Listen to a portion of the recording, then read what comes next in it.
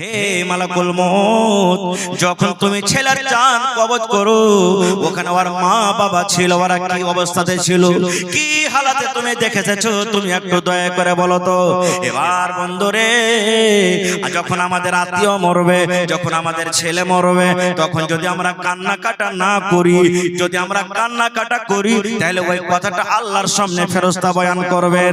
আর যদি আল্লাহর শুকরিয়া আদায় করেন, দোয়া পড়েন, যেটা নবীর তারিকা আছে, তারিকা মতো যদি আমরা বসে থাকি, দোয়া দুরূদ করি, ওই কথাটা আল্লাহর সামনে পেশ হবে।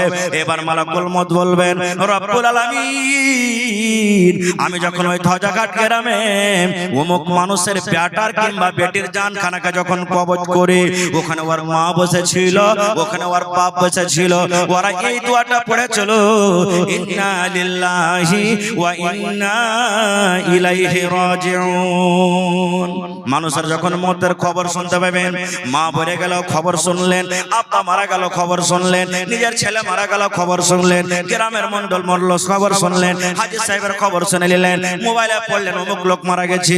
আল্লাহ রাসূল বলেছেন, যখন তুমি মৌতের খবর শুনবে, মৃত্যুর খবর যখন তোমার কানে আসবে, তখন তুমি এই দোয়াটা পড়বে, ইন্না লিল্লাহি ওয়া ইন্না ইলাইহি রাজিউন। এই খবর তোমরা পড়বে, এই দোয়া পড়বে। তখন মালাকুল মউত বলেন, আল্লাহ, তোমার বান্দারা এই দোয়াটা পড়েছিল আর সবর করেছিল, দোয়া দুরূদ করেছিল। আল্লাহ তাআলা কি বলবেন তখন জানেন? এই নওজওয়ান, এই আমার ভাইয়েরা, মায়েরা, খালারা, যাদের ছোট বাচ্চা, মাসুম বাচ্চা 10 বছর 12 বছর কার আগে আগে মারা গেছে, জেনে নেন আপনার জন্য কত বড় নিয়ামত। আল্লাহ রাব্বুল আলামিন বলেন, হে ফেরেশতা, ওই আমার বান্দা এবং বান্দি, যার ছেলের তুমি জান কবজ করে এনেছো, যার তুমি ফুলটাকে তুমি এনেছো, যার কলেজের টুকরাকে তুমি কবজ করে এনেছো, ও হাওমা হাওমা করে কান্দিনি, চিৎকার করেনি, বরং দোয়া পড়েছে। এই মালাকুল মউত, এই জান্নাতের ফেরেশতা, তোমরা শোনো রে, যাও যাও যাও, ওই লোকটার জন্য, ওই ছেলের বাবার জন্য জান্নাতের ভিতরে এখন ঘর বানায়া দাও, এখন ঘর বানায়া দাও, এবং ওই ঘরের নাম তুমি রেখে দাও বাইতুল হামদ। তাহলে ছোটকালে যদি বাচ্চা মারা যায়, সবর করেন, তাহলে আল্লাহ তাবারাক ওয়া তাআলা আপনার জন্য জান্নাতের ভিতরে একটা ঘর রেডি করে দিলেন। আল্লাহুস সামাদ, কত বড় ফজিলত। তাহলে শুনতে পেলেন? আর একটু আগে চলেন। এই যে আমরা সূরাতুল ইখলাস পড়ি, আমার দিকে পাঙ্খা ঘোরেন, ওদিকে ঘোরান একটু। এই যে দেখেন, আমরা সূরাতুল ইখলাস পড়ি, ভালো একবারে ফজিলতের জিনিস দিয়ে যাচ্ছি ভাই, যদি আপনি আমল করেন ইনশাআল্লাহ দুনিয়া আখিরাতে কামিয়াব হয়ে যাবে। আজকে আমরা সূরাতুল ইখলাস পড়ি, একবার পড়ে, দুবার পড়ে, তিনবার পড়ে, পাঁচবার পড়ে, যতবার পড়বেন নেকি আছে, ফজিলত অনেক আছে। আমি মাত্র দুটো হাদিস আপনার সামনে বলি। আল্লাহ রাসূল বলেছেন, যদি কোনো মা, যদি কোনো খালা, যদি কোনো ভাই, যদি কোনো দাদা, যদি কোনো দাদি, যদি সূরাতুল ইখলাস 24 ঘন্টার মধ্যে 10 বার পড়তে পারেন, কতবার? আউযুবিল্লাহ, বিসমিল্লাহ বলে 10 বার। কতবার ভাই? 10 বার যদি পড়তে পারেন, ওরে সুবহানাল্লাহ। আল্লাহ রাসূল বলেছেন, যারা নিয়ত করে পড়বে, খালিস নিয়তে পড়বে, নেকি মনে করে পড়বে, আল্লাহকে রাজি করার জন্য পড়বে, আল্লাহর কাছে হওয়ার জন্য পড়বে, আল্লাহর নবী বলেছেন, সূরাতুল ইখলাস পড়ার কারণে আল্লাহ রব্বুল আলামিন জান্নাতের ভিতরে এখন ঘর বানাইয়া দিবেন। তাহলে কয়েন বলি সাহেব, নামাজ রোজা থেকে সব পড়ছিল, সব বাদ করব না জি না, ওগুলা তো করতে হবে, ফরজ জিনিস, এগুলা আলাদা থেকে নফল নেকি হলো। সূরাতুল ইখলাস 10 বার পড়বেন, জোহরের বাদ পড়েন, আসরের বাদ পড়েন, মাগরিবের পর পড়েন, এশারের পর পড়েন, 24 ঘন্টার মধ্যে যে কোনো টাইমে জলসা শুনে যাচ্ছেন পড়বেন, সাইকেল চালাচ্ছেন পড়বেন, মায়েরা খালারা ভাত রান্না করছে পড়বে। 10 বার যদি সূরা ইখলাস পড়তে পারেন, আল্লাহ রাসূল বলেছেন, জান্নাতে একটা ঘর আপনার জন্য রেডি হয়ে গেল। আর কি করতে পারে সূরা ইখলাস জানেন? সুন্দর কথা। আল্লাহ রাসূল সাল্লাল্লাহু আলাইহি ওয়াসাল্লামের জামানাতে এক সাহাবী এক মসজিদের ইমাম ছিলেন, এক সাহাবী এক মসজিদের ইমাম ছিলেন। ও যখন আল্লাহু আকবার বলে বুকে হাত বাঁধতেন, বায়াত বাণী পড়তেন, বায়াত বাণী পড়ার পর আউযুবিল্লাহ বিসমিল্লাহ বলে সূরা ফাতিহা পড়তেন। সূরা ফাতিহা পড়ার পর তখন সূরাতুল ইখলাস পড়তেন, মানে কুল হুয়াল্লাহু আহাদ পড়তেন। আর এই সূরাটা পড়ে তখন আরো অন্য একটা সূরা পড়তেন।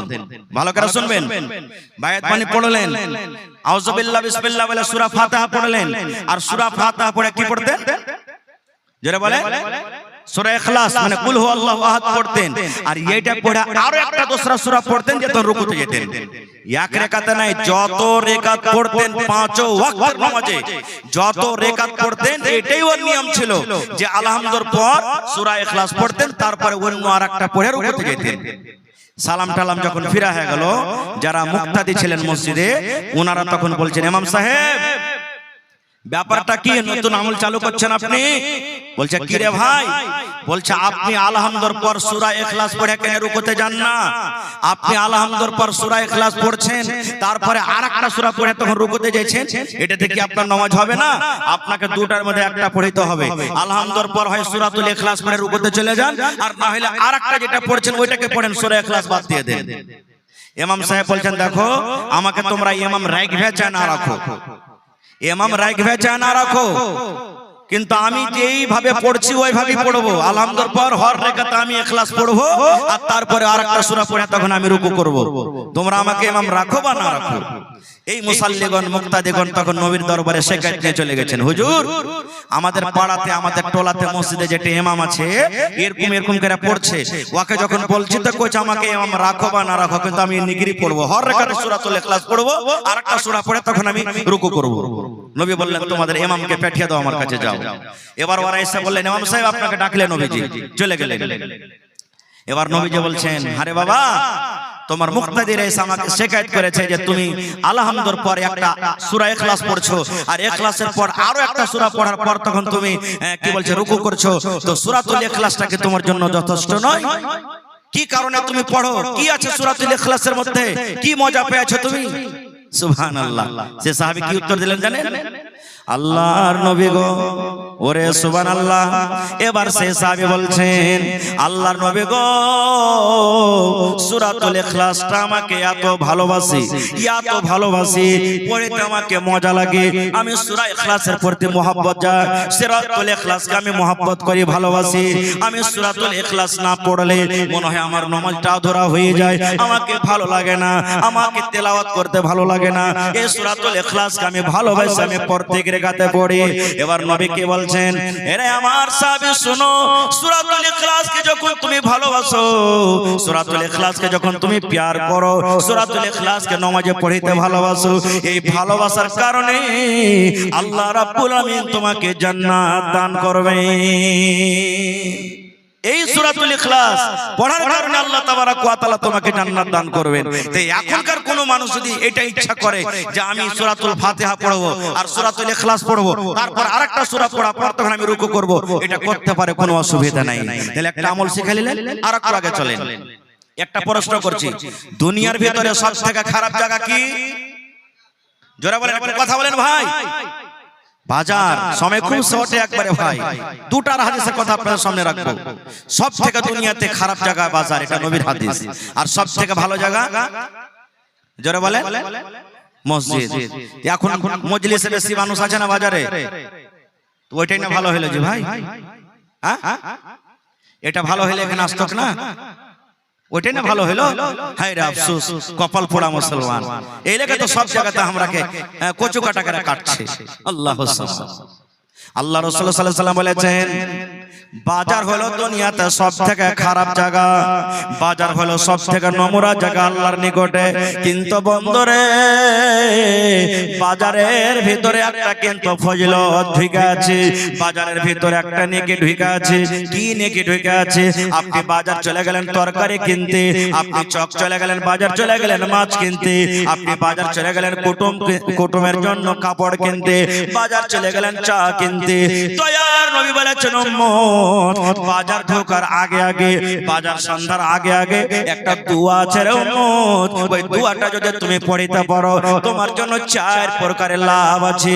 বাজার যখন আপনি ঢুকবেন, শ্যামাপুর বাজার চলে যাবেন, গলাসি বাজার চলে যাবেন, ভজাঘাট চলে যাবেন, কাঠিয়ার বাজার চলে যাবেন, ভরতা মার্কেট চলে যাবেন, গেড়াবাড়ি চলে যাবেন, দুনিয়ার যে কোনো মার্কেট বাজার বন্ধুরে আপনি যখন ঢুকবেন, নবী বলেছেন উম্মত ঢোকার আগে আগে যদি তুমি দোয়াটাকে পড়ে নাও, ঢোকার আগে আগে তুমি ওই কালেমা পড়তে পারো, তাহলে 4 প্রকারের আল্লাহ রাব্বুল আলামিন ফজিলত রেখেছেন। 1 নম্বর নবী বলেছেন, দোয়া পড়ে করে যদি বাজার ঢোকেন, আপনার জীবনের যত সাগেরা গুনাহ, যত ছোট ছোট গুনাহ আছে 10 লক্ষ গুনাহ আল্লাহ রাব্বুল আমিন maaf করে দেবেন। পড়েন সুবহানাল্লাহ। কত গুনাহ? 10 লক্ষ গুনাহ maaf হয়ে যাবে। আল্লাহ রাব্বুল আমিন 2 নম্বরে রাসূল বলেছেন 10 লক্ষ নেকি আপনার রেজিস্টারে তোলানো হবে। 3 নম্বর ফজিলত হলো, ওরে আল্লাহ 10 লক্ষ দরজা মারতাবা আপনার জন্য আল্লাহ বুলন্দ করে দেবেন। এবং 4 নম্বর ফজিলত নবী বলেছেন আপনার জন্য জান্নাতের ভিতরে এখন ঘর বানিয়ে দেবেন। ওই তুমি ওই জান্নাতে মেয়ে ছেলের মাথার ফুলটা তুমি খরিদ করতে পারবে না। নারে তাকবীর, সুবহানাল্লাহ। এত আল্লাহ তাবারক ওয়া তাআলা জান্নাতে নিয়ামত দান করেছে, কিন্তু আমরা মুসলমান শুধু আশা রাখছি জান্নাত যাব বা জান্নাত লিব, কিন্তু জান্নাত যাওয়ার রাস্তা কি আমরা এটা জানতে চাই না, আর জানার মতন দরকারও মনে করি না। ভাই আমার, জান্নাত পাবে কারা? এরকম সুন্দর জান্নাত আল্লাহ কার জন্য তৈরি করে রেখেছেন? 2-4টা হাদিস আপনাদের সামনে বলবো। আল্লাহ রাসূল সাল্লাল্লাহু আলাইহি ওয়াসাল্লাম বলেছেন যারা জান্নাতের ভিতরে যাবে ওদের মধ্যে 1 নম্বর গুণ, 1 নম্বর পয়েন্ট হলো যারা আল্লাহ এবং আল্লাহ রাসূলের প্রতি ঈমান রেখেছে। আমরা আল্লাহর প্রতি ঈমান রেখেছি ভাই? আমাদের ঈমান আল্লাহর প্রতি আছে? আচ্ছা আপনারা একটু পট করে 1 সেকেন্ডে বলেন তো আল্লাহর মার নাম কেউ বলতে পারবেন সামনে থেকে? কেউ বলতে পারবেন না? আল্লাহর মার নাম জানেন না কেউ? আল্লাহর আব্বার নাম, আল্লাহর দাদু দাদির নাম কেউ যে চালা করে না জি ভাই? হ্যাঁ, সুবহানাল্লাহ। ভাইরে, আল্লাহর প্রতি ঈমান রাখার মানে হলো আল্লাহর মা নাই, আল্লাহর আব্বা নাই, আল্লাহর দাদা নাই, আল্লাহর দাদি নাই, আল্লাহর বিবি নাই, আল্লাহর বাচ্চা নাই, আল্লাহর বংশ নাই। ওরে সুবহানাল্লাহ। আল্লাহ তাআলা কোরআনে বলেন, হে দুনিয়ার মানুষ তোমরা শুনে নাও। আল্লাহ রাব্বুল আমিন নবীকে বলছেন, কুল, হে নবী আপনি বলে দেন দুনিয়ার মানুষকে, আপনার উম্মতকে আপনি জানিয়ে দেন হুয়াল্লাহু আহাদ, আল্লাহ হলেন এক, আল্লাহ হলেন এক, আল্লাহ হলেন এক, আল্লাহ হলেন এক। এর মানে হলো কি? আল্লাহর প্রতি ঈমান আনা। এবং শুধু অন্তর থেকে আল্লাহকে এক বলে বিশ্বাস করছি তা নয়, আল্লাহ তাবারক ওয়া তাআলার যত বিধান, যত আহকাম দুনিয়াতে আল্লাহ মানুষকে দিয়েছেন সমস্তকে মেনে তার প্রতি আমল করার নাম হলো কি? আল্লাহকে এক বলে বিশ্বাস করা এবং নবীকে নবী বলে বিশ্বাস করা। কেমন করে বিশ্বাস করতে হবে নবীকে? আমি একবারে ছোট্ট একটা উদাহরণ দিই। আল্লাহ রাসূল সাল্লাল্লাহু আলাইহি সাল্লাম যেই রাতে নবীকে আল্লাহ নামাজ দিয়েছেন, যে রাতে নবীর পরে আল্লাহ নামাজকে ফরজ করেছেন, সামনে থেকে একটা লোক বলেন তো কেউ সেই রাতটার নাম কি? হায় আল্লাহ, যেই রাতে আল্লাহ নামাজ দিয়েছেন, যেই 5 ওয়াক্তের আজকে আমরা নামাজ পড়ছি, যেই রাতটাতে নামাজ ফরজ করা হয়েছে, নবীকে আল্লাহ গিফট দিয়েছেন, সেই রাতের নাম কি? জি, এত দেখো কইছে লাইলাতুল কদর। আর কহেন কেউ? চট করে বলেন ভাই। বলতে পারবো না। এখানে যদি খালি কয়ে দিয়ে বিরাট কোহলি অমুক সালে ফালা যাচ্ছে যে কয়টা ছক্কা মেরে চলে, জি পট করে কয়ে দেবে। অমুক ফিল্মে কয়টা গান আছে, জি পট করে কয়ে দেবে। একটু যদি ঝানকার বাজে, গানটা কি গাইতে চাইছে গায়ক পট করে বলে দেবে, কিন্তু এটা আমরা জানি না। সেই রাতটার নাম হলো কি? মেরাজ। সেই রাতটার নাম হলো কি? জোরে বলেন, সেই রাতটার নাম হলো কি? মেরাজ। আল্লাহ তাবারক ওয়া তাআলা সেই রাতটাতে নবীকে মক্কা থেকে নিয়ে ফিলিস্তিন বাইতুল মুকাদ্দাস ওখানে সমস্ত নবীরাকে নিয়ে নামাজ পড়ালেন। ওখান থেকে 7 আকাশের উপরে চলে গেলেন আর জান্নাত দেখলেন, জাহান্নাম দেখলেন। 50 ওয়াক্তের নামাজ কমতে কমতে কমতে 5 ওয়াক্তের হলো। আমি ঘটনার দিকে যাব না। এবার এতখানি একই রাতে সবকিছু করার পর মক্কাতে এসে হাজির হয়ে গেলেন কে? নবী মুহাম্মদ। যারা বলেন মুহাম্মদ সাল্লাল্লাহু আলাইহি সাল্লাম। ঘটনার দিকে যাব না, একই রাতে কোথায় গেলেন? মক্কা থেকে ফিলিস্তিন, ওখান থেকে 7 আকাশের উপরে সিদরাতুল মুনতাহার আগে জান্নাত গেলেন, জাহান্নাম গেলেন। আল্লাহর সাথে কথাবার্তা হলো, আল্লাহ 50 ওয়াক্তের নামাজ দিলেন, মুসা নবীর সাথে দেখা হলো। এবার ওর কথা শুনে আবার ঘুরে গেলেন, আবার এলেন, ঘুরে গেলেন। এই করতে করতে 50 থেকে 45 শেষ হয়ে গেল। বাঁচলো কত? কত বাঁচলো জোরে বলেন? 5 ওয়াক্ত নামাজ বাঁচলো, এবার নিয়ে মক্কাতে হাজির। আবু জাহাল নবীজির চাচা, সব থেকে বড় দুশমন, হাঁটতে হাঁটতে মুহাম্মদের কাছে চলে গেছেন, নবীর কাছে। এবার ঠাট্টা মজাক করে বলছে, ভাতিজা কি ব্যাপার, মন টন খারাপ হয়ে বসে আছিস? মানে নবীজি ভাবছে না, আজকে যদি আমি বলি আমি মক্কা থেকে নিয়ে এতখানি এক রাত আমি সফর করে এসেছি, আমার কথা কে মানবে? আফসোস করে বসে আছেন, মন একবার উদাস হয়ে বসে আছেন। এই টাইম আবু জাহাল পৌঁছছে, বলছে ভাতিজা ব্যাপারটা কি? তোর কাছে আজ নতুন কোনো আসেনি, কোনো খবর নেই? কোনো জিন ভূত তোর কাছে আসেনি? নবী বললেন, চাচা আছে নতুন খবর আছে। বলছে কি? বলছে চাচা আমি আপনার ভাতিজা মোহাম্মদ মক্কা থেকে নিয়ে ফিলিস্তিনের মাঠে গেছি, আর ওখান থেকে আল্লাহর আদেশে জিবরিল ফেরেশতার সাথে 7 আকাশের পরে গেছি, জান্নাত দেখেছি, জাহান্নাম দেখেছি। আল্লাহ আমাকে 5 ওয়াক্ত নামাজ দিয়েছেন, আবার এক রাতে ঘুরে এসেছি। বলেন আবু জাহাল বিশ্বাস করবে? বিশ্বাস করবে? ই তখন বলছে, হারে ভাতিজা তোর জাদু তো এতদিন জমিনে ছিল, এখন আসমানে তা চড়ে নিয়েছে নাকি?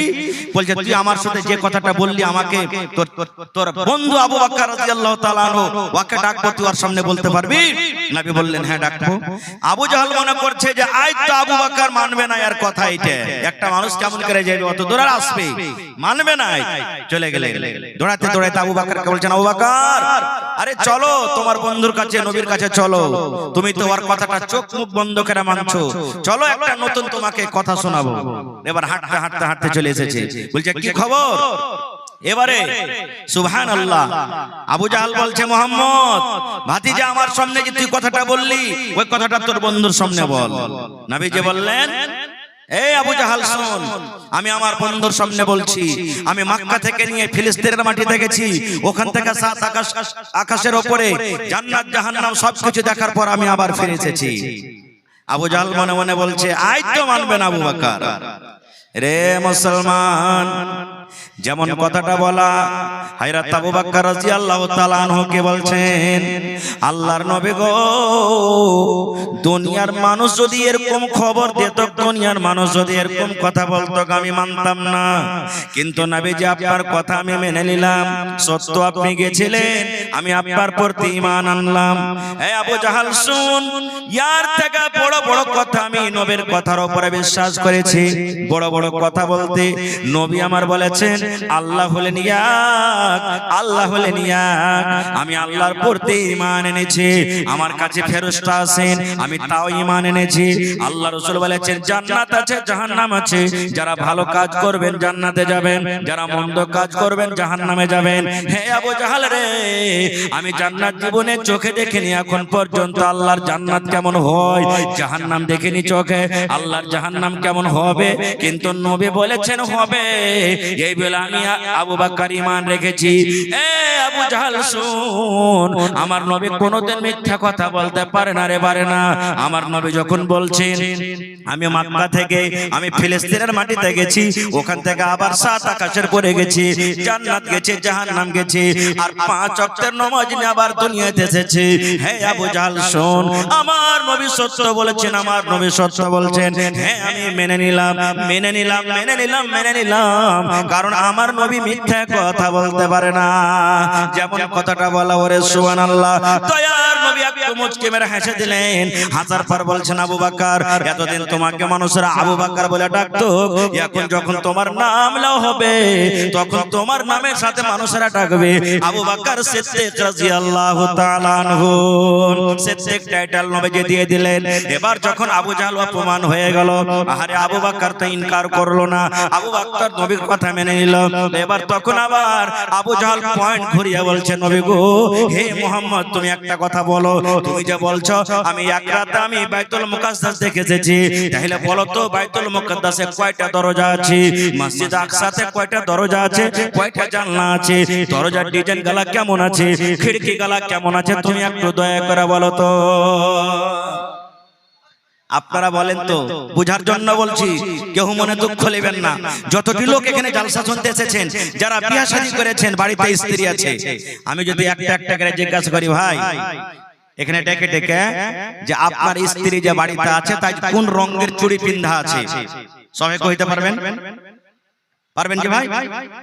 যদি আমি বলে দিই যে কোন রঙের শাড়ি কিংবা ব্লাউজ পিন্ধাছে একটু দয়া করে কহেন তো, কয়টা লোক কইতে পারবে? কে ধ্যান দেখলে জিনিসের উপরে? রে মুসলমান, যদি আমার সামনে আমার বিবে 24 ঘন্টা ঘোরাফেরা করছে, আমাকে খেতে দেয়, আমার পাঞ্জরে থাকে, আমার সাথে গল্প করে, তার ব্যাপারে যদি আমি সঠিক খবর না দিতে পারে, তাহলে আমার নবী তো কিছুক্ষণের জন্য গেছিলেন, ওরে আল্লাহ এত বড় প্রশ্ন করে দিলেন, হে মুহাম্মদ তুমি যখন বাইতুল মুকাদ্দাস গেছিলে, তাহলে বাইতুল মুকাদ্দাসটা কেমন, তার জানালাটা কেমন, তার দরজাটা কেমন, খিড়কিটা কেমন, তুমি একটু তার সিফাত বয়ান করে দাও। আমার নবী মনে মনে বলছেন, আল্লাহ আমি তো গিয়েছি কিন্তু এই ধরনের আমি নজর করে দেখিনি, আল্লাহ মনে হয় আজকে আমি অপমান হয়ে যাব, এই খবরটা তো আমি দিতে পারবো না।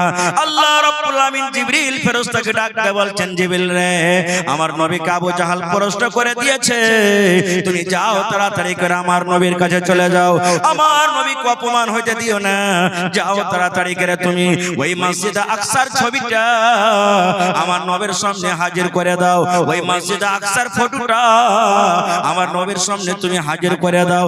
আবু জাহাল প্রশ্ন করবে আর আমার নবী দেখে দেখে উত্তর দিবেন, নারে তাকবীর, দেখে দেখে উত্তর দেবেন। এটা বিশ্বাস হয় না নাকি? এরকম কি হইতে পারে? আপনাকে উদাহরণ দিয়ে বোঝাচ্ছি দুনিয়াতে।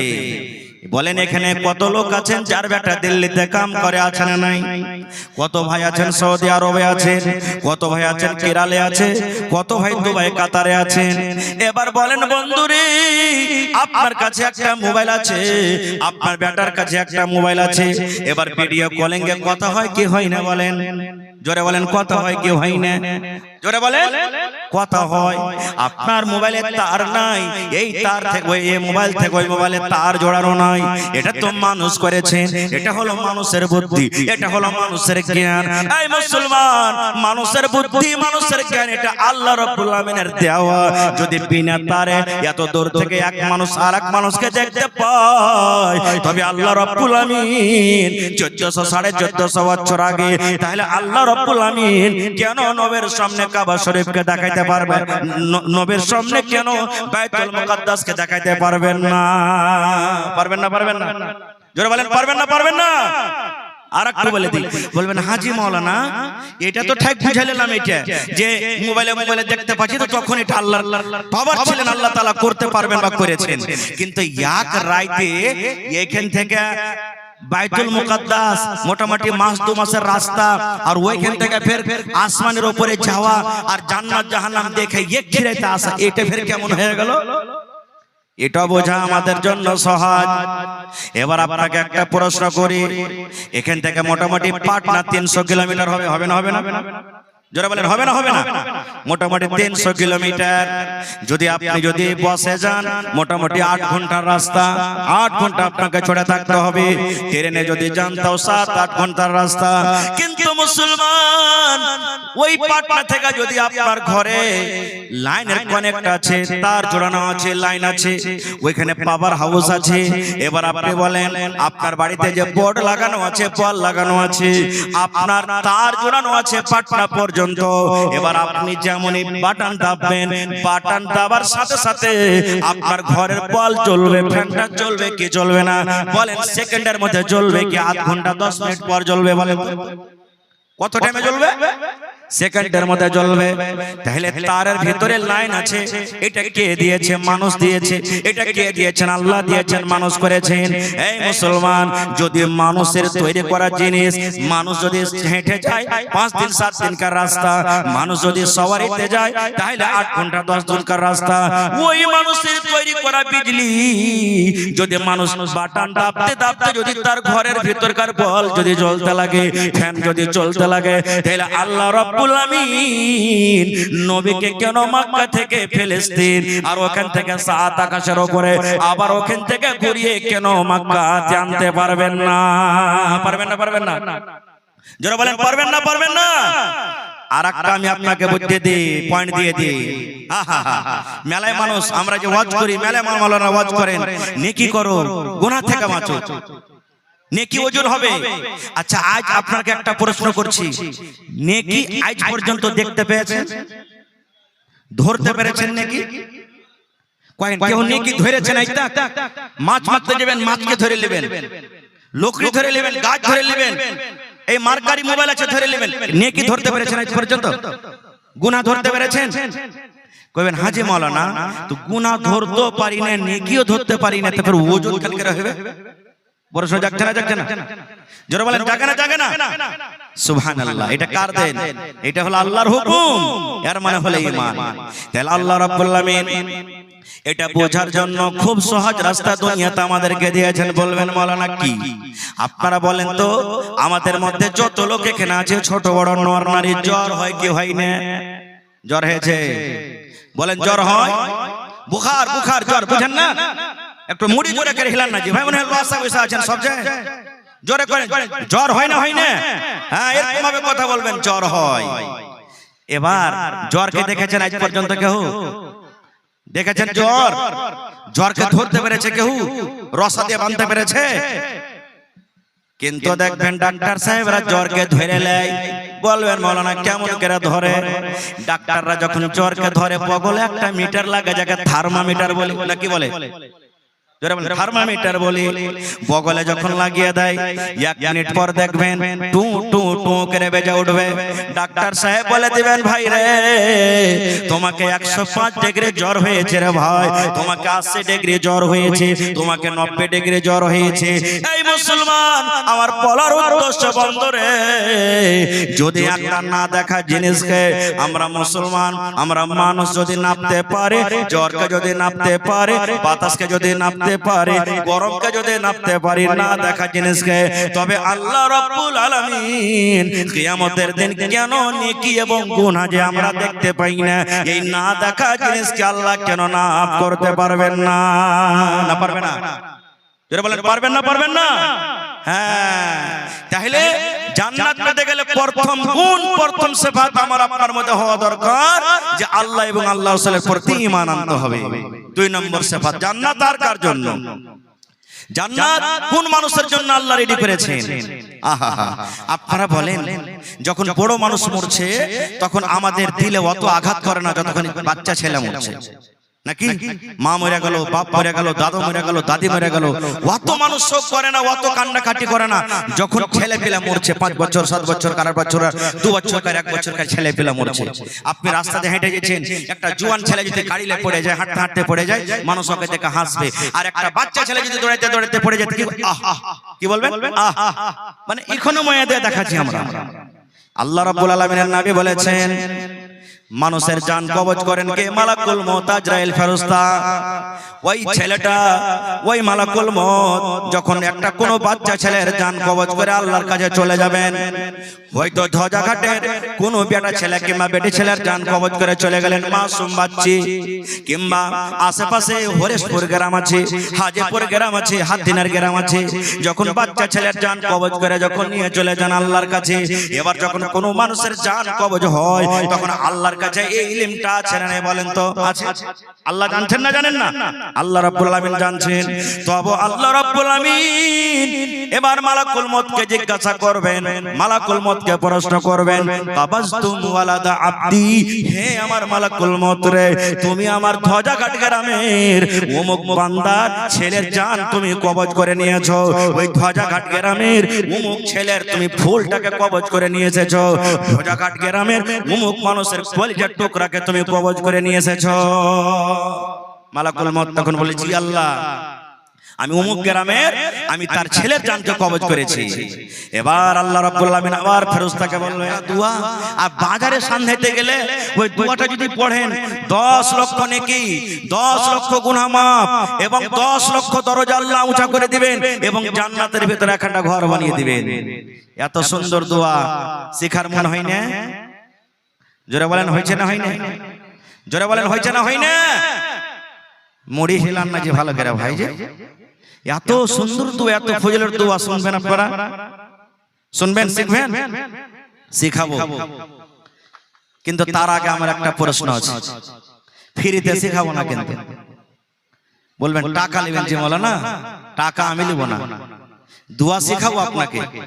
এত বড় যে ফজিলতের দোয়া, 10 লক্ষ গুনাহ মাফ, 10 লক্ষ নেকি, 10 লক্ষ দরজা বুলান্দ, আর জান্নাতে একটা ঘর বানাবে।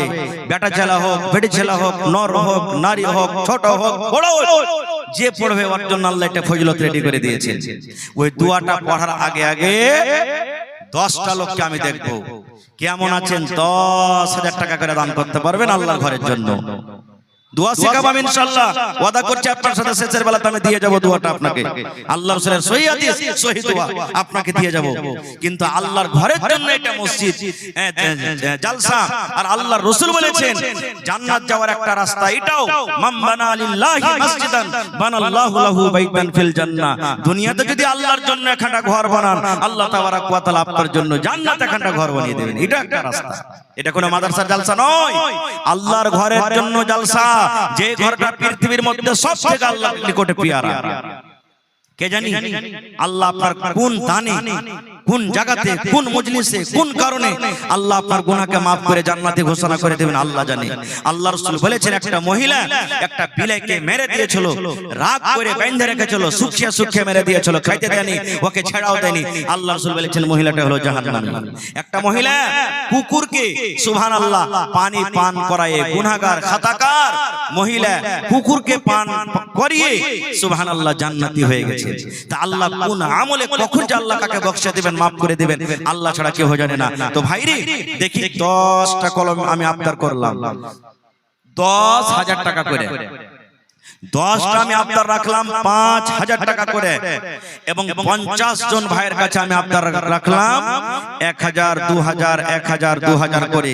দেখি কোন আল্লাহর বান্দা আছেন নবীর হাদিসের প্রতি মুহাব্বত ভালোবাসা আছে, নবীর হাদিসের প্রতি বিশ্বাস আছে, নবীর প্রতি বিশ্বাস আছে যে দুনিয়াতে যে আল্লাহর ঘর বানাবে আল্লাহ তাআলা জান্নাতে তার জন্য একটা ঘর বানিয়ে দিবেন। এই নবীর প্রতি বিশ্বাস ভালোবাসা কার আছে দেখি একটা লোক বিসমিল্লাহ করেন তো। 10,000 টাকা মা খালাকে পিন্ডালে চাদর গেছে না জানি গেছে। মায়েরা খালারা আপনারাকে বলবো আপনারা চাদরে ভর্তি করে করে দান দিয়ে পাঠান। এই যে কয়েকদিন আগে সাকারিলিতে জালসা করতে গেলাম, ওরে আল্লাহ একজন মহিলা 10 আনা ওজনের বালি মসজিদে দান করে দিলেন। এই কয়েকদিন আগে রাখতে গেলাম প্রোগ্রামে, একজন মহিলা 10 আনা ওজনের বালি স্টেজে দিয়ে দিলেন। আর একটা আবদার রাখলাম দেখি কোন আমার মা কোন খালা নেই যে আর জড়া হবে, আরো একজন মহিলা 8 আনা ওজনের বালি স্টেজ দিয়ে পাঠিয়ে দিলেন। তারপরে আংটি, হার, পায়াল, পান এগুলো আলাদা ছিল। আজকে দেখি আমার কোন মা, কোন খালা, কোন দাদি, নানি এমন আছেন আল্লাহর ঘরের জন্য, মসজিদের জন্য সুবহানাল্লাহ একটা গলার পান গালা দিতে পারবেন, কানের বালি দিতে পারবেন, হাতের আংটি দিতে পারবেন, পার পায়াল দিতে পারবেন, বালা দান করতে পারবেন। এবং দেখি কোন আমার ভাই নওজোয়ান যুবক কেমন আছেন যে মসজিদের জন্য 1 কাঠা 2 কাঠা জমি ওয়াকফ করতে পারবেন, দান করতে পারবেন। মসজিদের আশেপাশে থাকলে লাগিয়ে দিলেন, না আছে মাঠে ময়দানে কোন জায়গাতে আছে বিক্রি করে যা টাকা হবে লাগিয়ে দেন। মরার পর আপনার অনলাইন যেমন টাকা মোবাইলে ঢুকে, আপনি দিল্লিতে থাকেন, পাঞ্জাবে থাকেন, যে কোনো জায়গাতে থাকেন, অনলাইন যেমন টাকা আপনার মোবাইলে চলে যায়, ওই মতো অনলাইন মরার পরও আপনার কবরে নাকি ঢুকতে থাকবে, যেতে থাকবে। এটা নবীর হাদিস।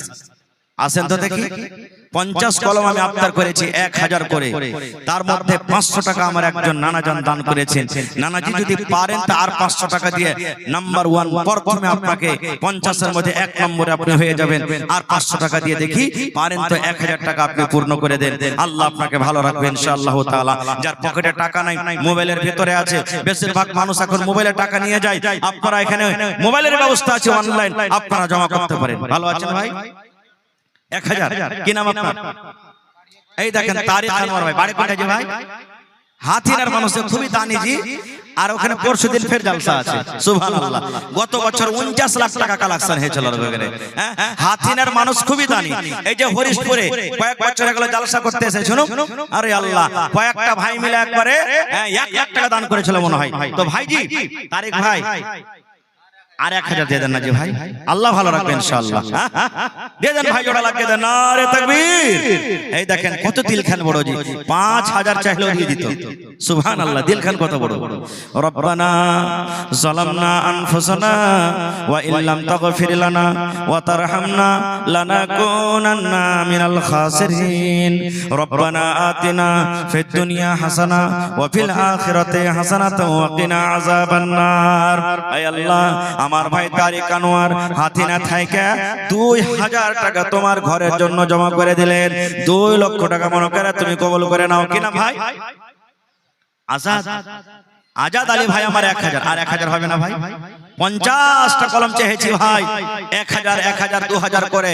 তার মধ্যে ভাই আজাদ সাহেব 1000, তারিক ভাই 2000, 3000 হয়ে গেল। দেখি 4 নম্বরে কোন আমার ভাই আছেন। মাশাআল্লাহ, জাযাকাল্লাহ।